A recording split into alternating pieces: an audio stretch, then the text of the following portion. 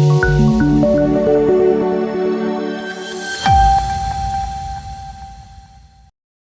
દર્શક મિત્રો, સમાચારની વાત કરવામાં આવે તો ગાંધીનગર સામાન્ય વરસાદમાં ભુવાનગરી બનતા મેયર દ્વારા અસરગ્રસ્ત વિસ્તારોની મુલાકાત લેવામાં આવી।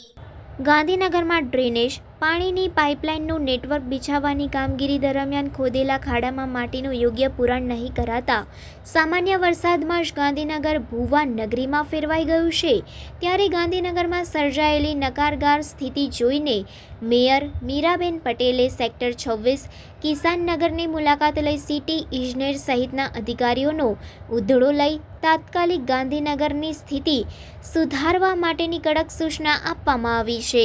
ગાંધીનગરમાં ઠેર ઠેર ભૂવા પડવાની સાથોસાથ રોડ રસ્તા અને ગટર ઉભરાવવા સહિતની 500થી વધુ ફરિયાદો મ્યુનિસિપલ કોર્પોરેશનને મળતા મેયર મીરાબેન પટેલે ગાંધીનગરના અસરગ્રસ્ત વિસ્તારોની રૂબરૂ મુલાકાત લેવાનું શરૂ કર્યું છે।